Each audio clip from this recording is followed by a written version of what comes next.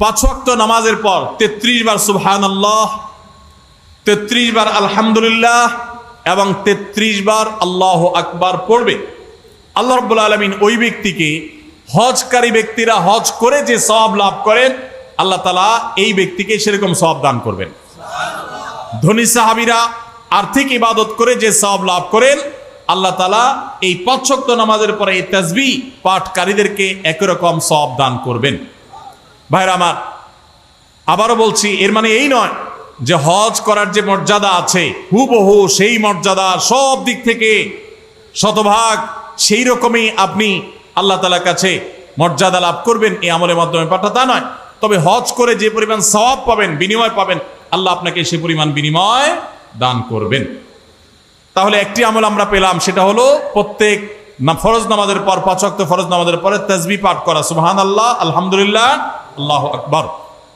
কোন কোন বর্ণনায় সুবহানাল্লাহ এবং আলহামদুলিল্লাহ 33 এবং আল্লাহু আকবার 34 বারও বর্ণিত হয়েছে। সেটা আমরা অনেকে করি, আমলটা আমাদের সমাজে প্রচলিত আছে, এটাও করলেও হবে ইনশাআল্লাহ। 33 বার সুবহানাল্লাহ, 33 বার আলহামদুলিল্লাহ এবং 34 বার আল্লাহু আকবার।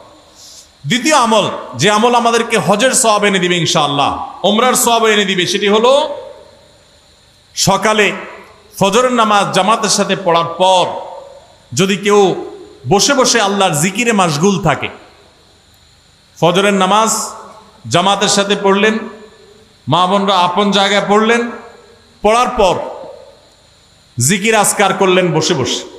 এরপর সূর্য উদয় হলো, সূর্য উদয়ের 15-20 মিনিট পর, নিষিদ্ধ সময় পার হওয়ার পর যে ব্যক্তি দাঁড়িয়ে 2 রাকাত নামাজ পড়বে, এশাকের নামাজ, আল্লাহ রাব্বুল আলামিন ওই ব্যক্তিকে একটি পূর্ণাঙ্গ হজ এবং উমরার সওয়াব দান করবেন।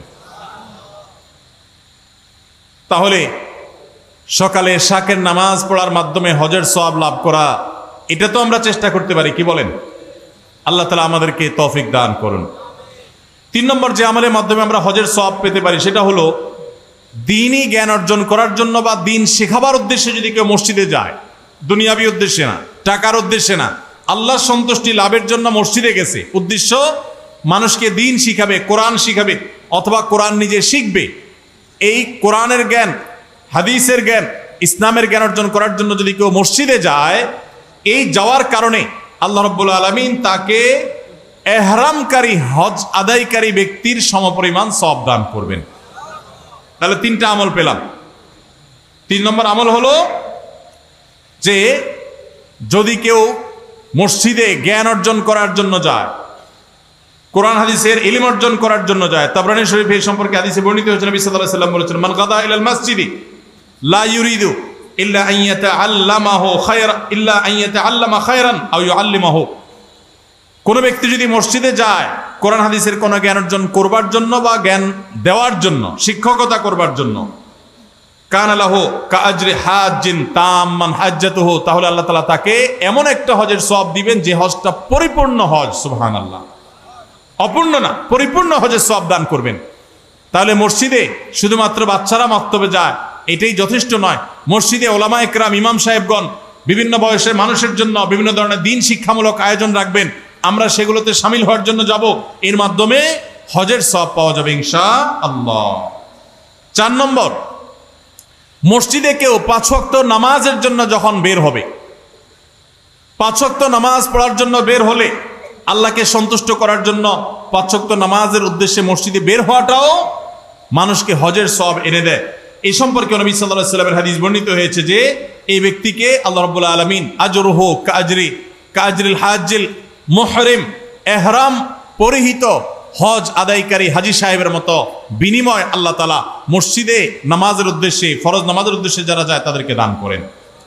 মা বোনরা একই সওয়াব লাভ করতে পারেন, তারা বাসায় নামাজ পড়েও যদি তারা তাদের বাসার মাহরাম পুরুষদেরকে, তাদের প্রাপ্তবয়স্ক পুরুষদেরকে, ছেলেকে, স্বামীকে, ভাইকে, বাবাকে যদি মসজিদে তারা পাঠান, একই সওয়াব তারাও লাভ করতে পারেন। আল্লাহ তাআলা আমাদের সবাইকে আমলটাও করার তৌফিক দান করুন। 5 নম্বর আমল হলো মা বাবার সেবা এবং খেদমত করা। এই সম্পর্কে তিরমিজি শরীফের একটি হাদিস বর্ণিত হয়েছে, এক সাহাবী নবী করিম সাল্লাল্লাহু আলাইহি সাল্লামের কাছে এসে তার